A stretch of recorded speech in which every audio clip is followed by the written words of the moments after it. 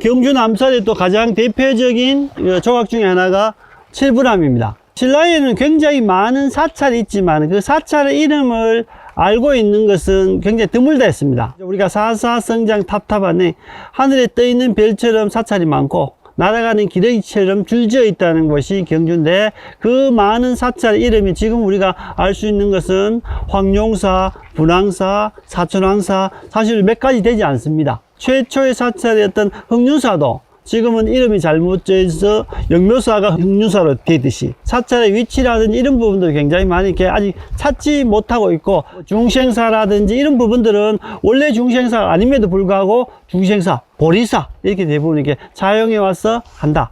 역시 여기 칠부람도 사찰 이름을 알지 못합니다. 그래서 이제 뒤에 세 분 삼전불, 앞에 동서남북에 사방불 합쳐서 7개의 부처님이 계시니까 칠부람 이름을 이렇게 부르고 있습니다. 원래 칠부람은 명칭이 없는 부분이고, 그 다음에 경주 남산의 불상들은 굉장히 얼굴이 크다 했습니다. 얼굴이 신체 한 4분의 1 정도, 4등신 정도였는데 지금 750년 정도, 신라가 668년에 통일합니다만은 750년대 경덕왕 때 전후에서 굉장히 많은 신라의 문화적인 발전이 이어집니다. 그때 당시 조각상들 보면 이렇게 머리에 비해서 신체가 쭉 크고 자세도 약간 본전물적으로 이렇게 휘어지면서 자유스럽죠. 자세히 나중에 보게 되면 발 모습 같은 것도 보시면은 약간 이렇게 오므러드는 그런 모습. 처음에 초기 불상들 보면 완전히 이렇게 벌어져 있는 모습인데 약간 이렇게 모아져 있는 모습이고, 나중에는 반듯하게 이렇게 나오는 경우도 있습니다.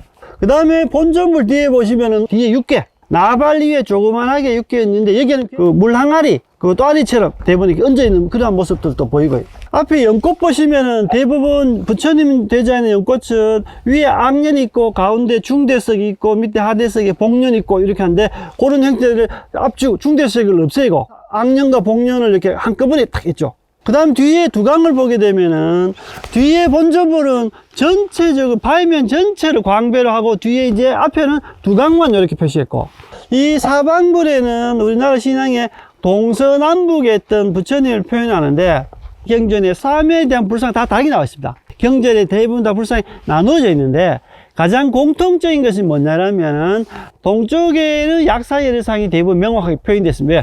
약 항아리를 들고 있기 때문에 아픈 사람을 낫게 해달란다는 소원을 비는 약사예례 부처님. 북쪽에 약사예례 있으면 서쪽에는 아미타 부처님 계시는 게 일반적입니다. 대충적으로 이렇게 불교 방향을 할 때.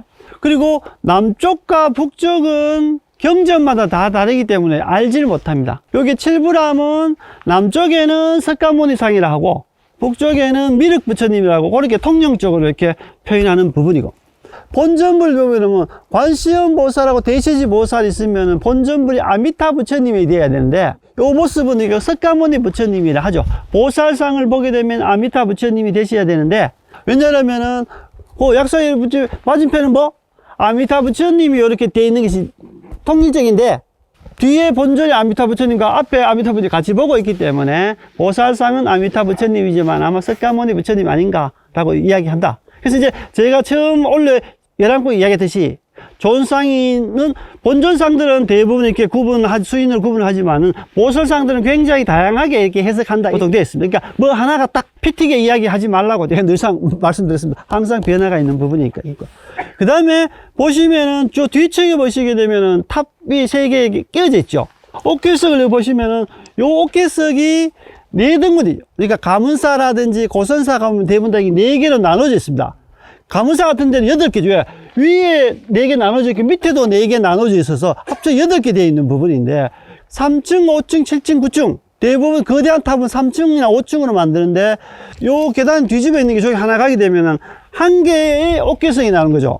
그러면은 이 3개가 올라갈 수 있을 만큼의 탑이 있어야 된다면은 이 앞부분에 공간이 있고 저런 부분들을 개수를 하려면은 3층이 있었다라면은 몇 개, 최소한 12개 정도는 주변에 있어야 되는데 전혀 없고 요까지 포함해서 4개만 있고 요 한 층만 딱 되니까, 그럼 이것이 어디에 사용됐을까? 라고 이제 연구자들 연구해 보니까 사방불 위에 덮개 돌로 탑 형태로 해서 이형 불상으로 만든 모습이라고 도면상 그렇게 보통 표현하고 있고, 또 주변의 뒤편을 보게 되면 대부분 기와 지붕을 지어서 모셔져 있는 석불 부처님을 이렇게 보시면 될 것 같습니다. 우리가 지난주에 갔을 때는 동남산을 보면 대부분 다 머리 부분만 이렇게 바위 속에 쑥 나오는 것처럼 이렇게 관조되어 있고 밑에 성각처럼 되어 있는데, 여기는 거의 바닥까지도 굉장히 도돌시의 규모로 굉장히 했기 때문에 이러한 불상들은 통일신라 초기에 만든 불상이 아닌가 보통 보고, 경주 남산에 있는 불상들은 대부분 660년, 668년에 신라가 삼국을 통일하니까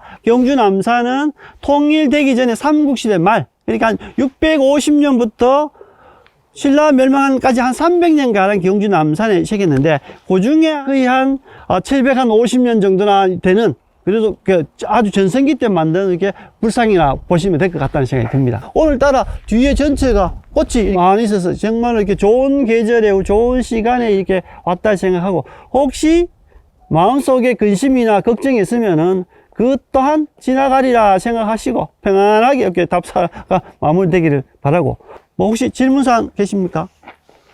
너무 훌륭하게 설명해서 질문이 아무 없으리라 생각합니다.